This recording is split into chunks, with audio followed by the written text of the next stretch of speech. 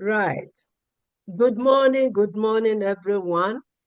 And this is your host, Gifty Annie, for the Intentional Beacon podcast. It is a platform where we shine light on the power of intentionality and authenticity. That means staying true to one's mission in both professional and personal lives. And again, it's a voice. Want to demonstrate their voice in how they've navigated life challenges with clarity, purpose, and transform obstacles into a headway to make growth and impact in their own professional lives and personal lives. So today, I'm delighted and honored to have my friend I met in PACA, that is the Power Up Coaching Academy, a few years ago, and I'm honored to introduce her as a guest on this Intentional Beacon podcast to share her unique story about her journey as a mother, as a woman of faith, and previously a social worker, and now a life coach, transformational life coach. So, for our listeners, bear with us and tune in and connect with the nuggets of wisdom that Miss Ruth Kiire, Mrs. Ruth Kiire, is about to share with you. Thank you so much, Ruth. It's an honor to have you on this podcast. And so, without spending more time, I will allow you to introduce yourself to us, our listeners, as a person, who you are, please. Yeah, thank you. Thank you very much, Gifty, for your kind words in introducing me. Yes, as you said, I am Ruth Kiire. I am married. I have four grown-up daughters, and at the moment, they have all left home and they're busy doing their own jobs. Three of them are happily married, and I thank God for that. Amen. So I was born and I grew up. I was born in Uganda and I grew up in Uganda. I went through the Ugandan educational system. I went to Makerere University, one of you know, biggest university. In fact, it was a very famous university throughout Africa, Makerere University, where I trained as a social worker. When I qualified as a social worker, those were during the Idi Amin days. I don't know whether you heard of Idi Amin. Yeah. So things were not working as normal. Instead of going into the ministry of, what was it called then? National service and something like that. It was difficult because Amin literally got rid of most of the jobs. So I ended up working. My first job was in personnel management as a tutor, training young personnel officers in the role of being, working in personnel. I did that for 1.5 years. I didn't like it because I wasn't doing much. So I moved into a big board then as a personal assistant to the managing director. That job was challenging, but also fulfilling. I did it for about 3 years. And then my husband and I left Uganda to come to the UK. That was in 1980 with 3 small children. 3 children below the age of 3, you can well imagine. people used to call me, the young Black woman with triplets because I was moving with three little kids, two in a double buggy and one either on my back or, stripped in front of me. So life was tough then. My husband was concentrating on specializing, in his training. So most of the time I was with these three little kids. I wanted to do things, but I couldn't because I had to take care of them. Anyway, as they grew up a little older, when the oldest started attending nursery, I decided to train as a marriage guidance counselor because then I could work in the evenings when my husband was at home with the children. I did that for about 2 years. And then we left the UK to go to Zimbabwe because my husband was headhunted to go and lecture at the University of Zimbabwe. Soon after Zimbabwe became independent, a lot of white professionals left the country. So they were busy recruiting people to go and help out. And so my husband was one of those. So we stayed in Zimbabwe for almost 10 years. And then we came back to the UK in 95. While I was in Zimbabwe, I worked as a social worker. I worked a lot with street children, but I also lectured at the School of Social Work.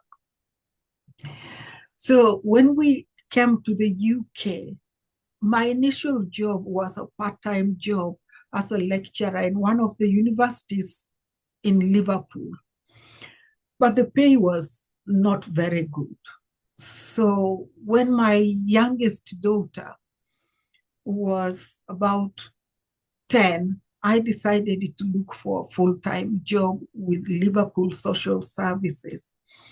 And that was in 2000. No, my youngest daughter, yeah. So I found a job as a social worker. So I worked in Liverpool Social Services from 2000 to 2022 when I retired.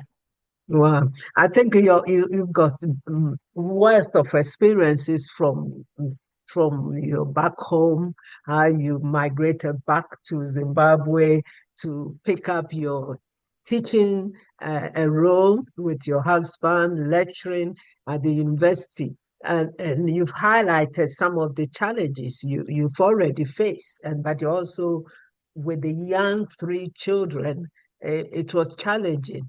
So can you, I guess, but it's worth asking what is behind, what has, I guess those inspired you, but is there any specific highlight of those the journey you took from being a lecturer to the social care and at the same time juggling family life as a mother? Just be brief and we can. Okay, my passion has always been children.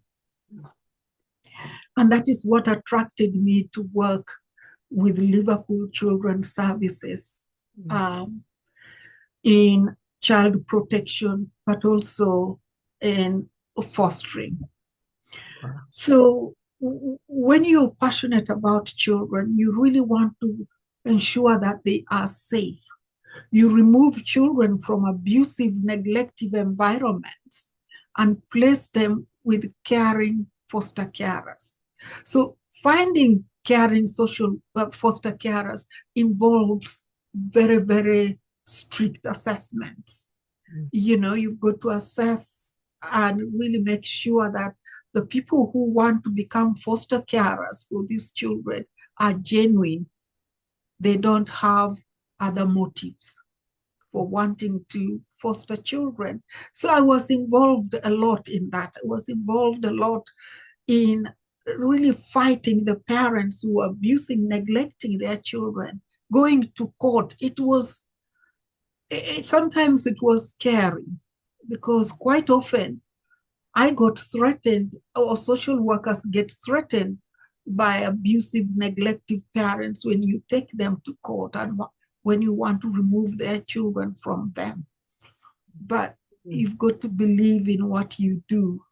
I Yeah. believed in making sure that the children I got in touch or connected to were safe and Right. Right. well cared No, for. that is amazing. That's awesome. In terms of, I mean, I'm a safeguarding children advisor myself, so I hear your heart in maintaining a safe environment for children in general. And in this UK, the law supports that very well. That parents have the capacity, and of course, being a parent, nobody trains you. Nobody goes for training or education. So it is a key aspect that very often there is a deficit. Having a baby, many people get lost. So again, that role is must have been very rewarding because your aim is to keep it was to keep children safe. And I guess the whole society, we have a duty to keep children safe from harm, from abuse, so that they can grow in a healthy environment, safe environment, in a consistent home environment, so that they can also contribute, responsibly to the economy, to their future, and achieve their full potential. So I like that very much. And although you mentioned some challenges from the parents who were affected, unfortunately, in terms towards in terms of threatening the professionals involved in keeping their own children safe. And was there anything specific that stirred you on? Somebody would have said, "No, I don't want to be unsafe and do it my way." What kept My you going? passion for children, I genuinely love children and I want every child to feel safe and loved. So Yeah. that was my motivation. And as you mentioned earlier, I am a woman of prayer. There were so many times I would just cry to God and ask God to protect a child who was in danger, especially before I found a safe place for that child. I used to do that a lot. And there were nights I would literally um, call upon God to say, please take care of these children or this child until that child was removed from that abusive, neglective environment. Yeah. The amount of abuse that people, inflict on children is just unreal. Mhm. And yeah, but I thank Mhm. God that there are social workers out there doing what they can to Okay. safeguard these children. Right. I know time may be going, but was there anything in place to support the parents in terms of how they build their capacity? Because otherwise, I sense many parents we work with may see it as punitive. But of course, every child is, they don't choose their parents. And every child, irrespective of their parental abuse, they have a desire to connect with their birth parent. Did No, Liverpool Children's Social Care have anything in place to support parents to change lifestyle, change mindset, and attitude towards keeping children safe? yes, the policy is that before you remove a child, when the child comes to your attention, you try to work with the parents to find out what is going on. Yeah. Mm. And sometimes, we help parents to parent their children properly. We supervise them until we are, confident that they are able to protect their children. However, in situations which are dire, you cannot work with those parents when a child's life is threatened That's why you've got to go to court, you know, to get court permission, to get an order to allow you to remove that child. And that is no mean task, because you've got to prove beyond reasonable doubt to the judge who will grant you the order to remove that child, that that child is not safe remaining there. But for parents who are willing to work around their challenges, social workers work with them and help them to be better parents. Right, right. That sounds amazing, amazing. I'm also mindful it is a multi-agency approach. You need the health, you need the non-statutory organization also to come in.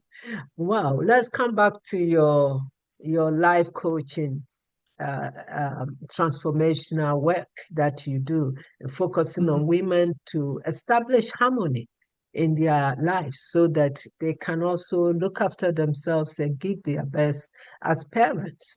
And I like the way you focus on self-discovery, mind shift, and also be intentional to decide the best for themselves and also for their family, unique family needs. And just briefly, just touch on that because of the time and connect with how people can connect with you, let me put it. Okay. You know, when I retired, I thought about what can I do with my life? And I remembered how I struggled as a young mom working. And I said, I think it would be really nice for me to work with professional mothers, professional women who are mothers and struggling with juggling so many things. And as the more I thought about it, the more I felt a strong need to create a program that would empower, that would help professional women integrate their professional commitment or their work commitments with their family responsibilities and also be able to have time for personal care. And I believe that is achievable. And that is why I created a program called Work-Life Mastery for Professional Women. The women who take this program will have access not only to coaching, one-to-one coaching with me, but I will be running courses, a 12-week program where we go through, the 5 key pillars of my program. They will learn to discover what is the key core values that they need to function under. They will learn how to make effective decisions in all areas of their lives, decisions that empower them to really integrate their professional, family, and personal care. They will be able to discuss with relevant people, both at work, at home, with friends, discuss things effectively, discussions that generate ideas and strategies to help them. They will be able to develop themselves, not only professionally, but develop themselves in their, exploring their interests and following those interests, develop themselves in being able to prioritize themselves. Then they will also, learn strategies for effective delegation. Most of us don't know how to delegate properly or are scared of delegating some of our responsibilities for others. But I will set them free from those fears. And they will be able to. That sounds amazing. In fact, we'll probably have to revisit this conversation. It's interesting when it's packed with a lot of insight and how professional women can can also learn new strategies and the Yeah. nuggets of wisdom to actually shape their own lives and reduce the risks. And as we've talked about, when parents are stressed, they are likely to neglect themselves and neglect the valuable children God has blessed them with. And so it's a vicious circle. And so if one wants to, and I just love the name, the self-discovery, and shifting your mindset to be transformed in your parenting aspect and also to also enjoy life better.